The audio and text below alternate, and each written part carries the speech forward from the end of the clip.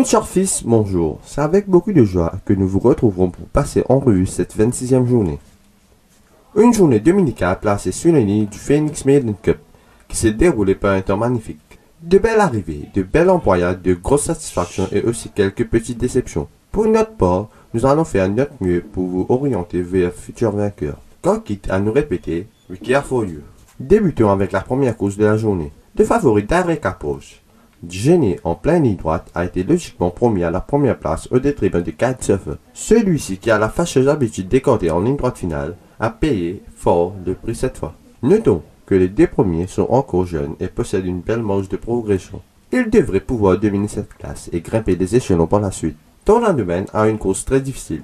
Il a été contraint de faire l'extérieur sur tout le parcours, mais il n'a pas été ridicule en ligne droite finale. Vous pouvez constater qu'il est juste derrière l'arrivée. Le cocher de Raj Ramsey ne tardera pas à ouvrir son compteur au Champ de Mars. Sagement piloté par Robbie Buck, Space Beam a finalement ouvert son palmarès en venant mettre tout le monde d'accord dans les derniers mètres de la course. Notons que le cocher de l'écurie Paul Fukun s'alignait pour la première fois sur ce parcours. Infinite Destiny a démontré de gros progrès. On pensait qu'il avait fait le plus difficile, mais s'est fait reprendre vers la fin.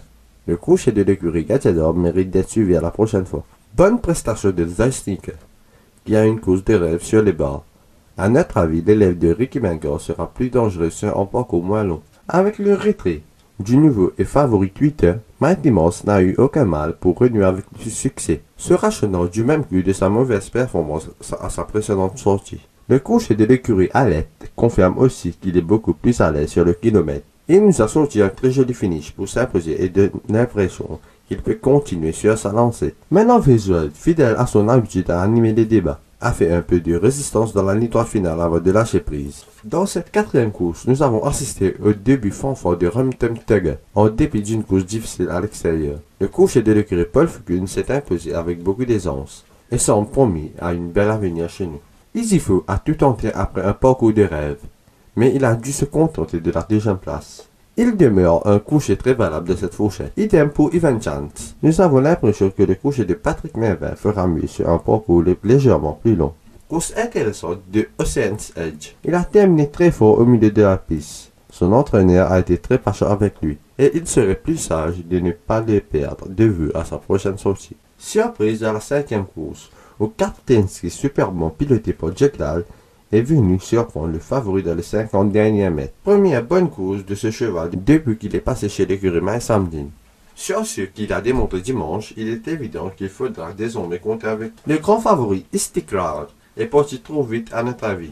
Le cheval n'a pas vraiment pu reprendre cette défense, et il a payé de ses efforts en ligne droite finale. Le cocher de l'écurie Alette reste parmi les meilleurs dans sa classe et ne tardera pas à renouer avec le succès. Bonne remontée d'Uli dans la ligne droite finale. À sa décharge, vous constaterez qu'il est une fois de plus mal sorti des boîtes. Cela pourrait devenir un obstacle pour ce cheval à venir. Le Maiden Cup a tenu toutes ses promesses. C'est le cas de dire.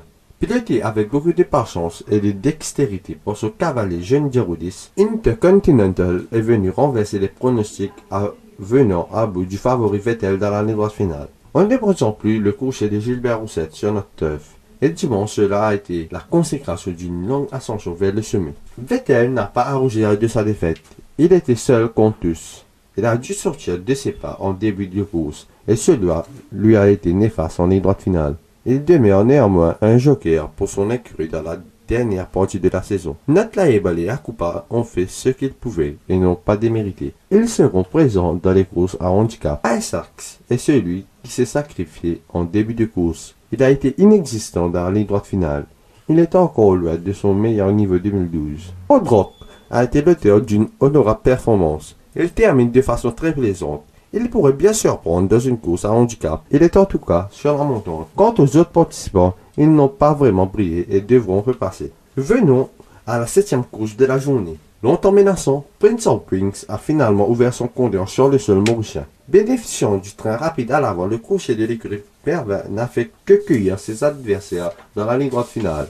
Une victoire qui devrait en appeler d'autres. Le nouveau Ravatak a été l'auteur d'une très belle performance. Il a terminé très fort à l'extérieur. Il avait besoin de cette course et sera très dangereux lors de ses prochaines tentatives. Ramesh Gajador peut déjà se frotter les mains. Piquet n'a pas à démériter non plus. C'est un cheval qui ne cesse de progresser à chacune de ses sorties et devrait être encore plus percutant la prochaine fois. Victoire facile de Fifune dans la 8e course de bout en bout. En net progrès lors de sa dernière sortie et également à l'entraînement, Fifune n'a donné aucune chance à ses adversaires dimanche après-midi. S'échappant au 300, Fifune quitta sur place ses opposants pour s'en aller signer sa première victoire sur le sol mauricien. Kiki Henry doit être un entraîneur heureux car il sait qu'il peut désormais compter sur Fifune pour le reste de la saison. Progrès remarquable de Bayard. Profitant du bon trait de la course, il a produit un joli finish pour prendre une belle deuxième place. Le coucher de Patrick Weber est toutefois un sujet erratique. Mais si les circonstances sont en sa faveur, il pourrait finalement remporter son premier succès. Petite déception pour Mondrede qui a suivi de moins long aujourd'hui